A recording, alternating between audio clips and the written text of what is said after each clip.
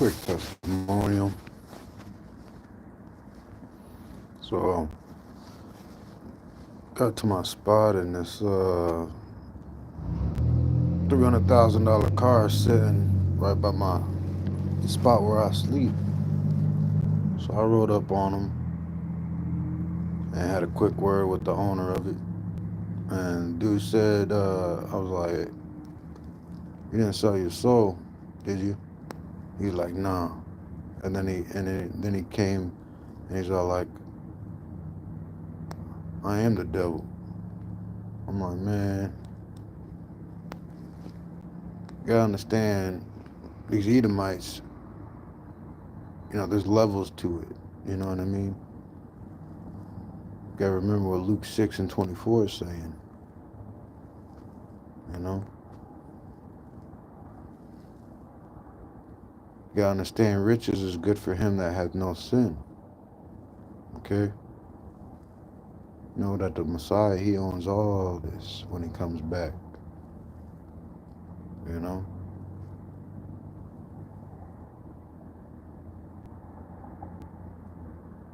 And everybody else, I mean, you gotta understand that the world was given to us. You know what I mean? Us to have this truth and to have this knowledge is the most powerful thing, man. 144. But the Audi R8, that's a $300,000 car. You know, the one that he had, it was like the newest one. And you know, dude said he did porn. I'm like, man, hell no. But at the end of the day, the scriptures that say these rich people got to pay accordingly to their riches. That's why, like, hey, you got a $1 billion company. Say, for right now, I got brand partnerships with $1 billion companies, and they're according to the scripture. If they want to be saved, they have to pay accordingly to their riches, like it says in the scripts. So right now, we're trying to gather people who understand how deep this is, how big this is. You know, what's 1/10 of a billion? It's going. I mean, it's at least 1 million. So you gotta understand. Really though, it's 10 million. 10 million is 1/10 of a billion. So I look at it like this: I got multiple companies who owe me $10 million. No bullshit. And if you have ears to hear and wisdom to receive it, you can understand what I'm talking about. So, tens of thousands of dollars, you gotta understand what it really comes down to. We've got companies that, they owe me $10 million. And I'm not crazy. I know exactly what I'm talking about. I could prove it with the scripts. I could prove it with the mark in my forehead, 144, on the screen. But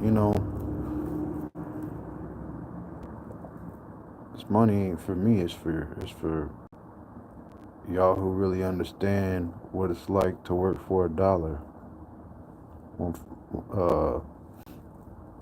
That's just really what it comes down to. So 144 on the screen.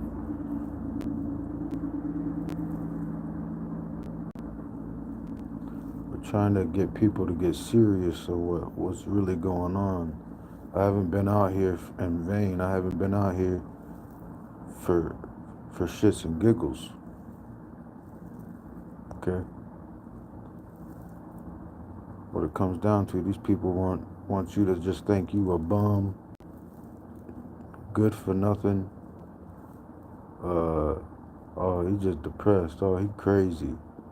You gotta understand, when these people ignore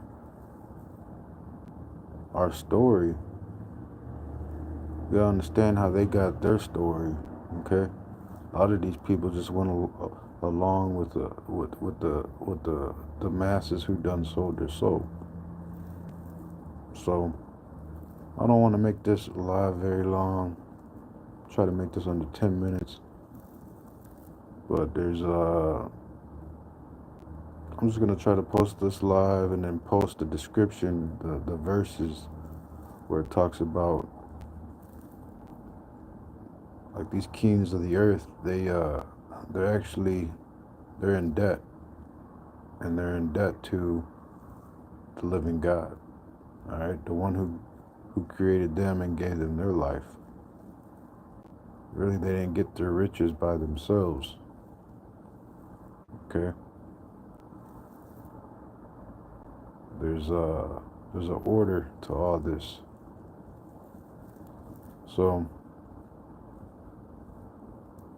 at the end of the day, this owner of the R8, he was joking and can't tell if he was scoffing or not, but no, he wasn't scoffing. He was just, well, in a way, yeah, So just for people to understand, what is 1/10 of a billion? You gotta understand the Messiah. When these rich people gave alms, accordingly to their riches, there's certain scriptures in the Bible who say, yeah, these rich people ain't gonna get away with just giving the Messiah $20 and be on his way. No, there are gonna be residuals. There's gonna be contracts. There's gonna be, this monetization with these major brand partners. I mean, it's gonna come down to all of them gonna have to pay up, because there's a lot of people out here slaving for money, and we trying to pay people's rent. We trying to buy people cars. We trying to help people, not have so much stress in this life. We put in work 10 years, and this wasn't for no gimmick. This wasn't for no, where people could just, laugh at us and whatnot. You know what I mean? So, it says, withhold good from not whom, withhold not good from whom's due. Proverbs 3:27. So, and then you got 1 John 3:17. He that seeth have his brother have need, and shutteth up his bowels of compassion upon him. Right? How dwelleth the love of God in him? Roughly paraphrasing.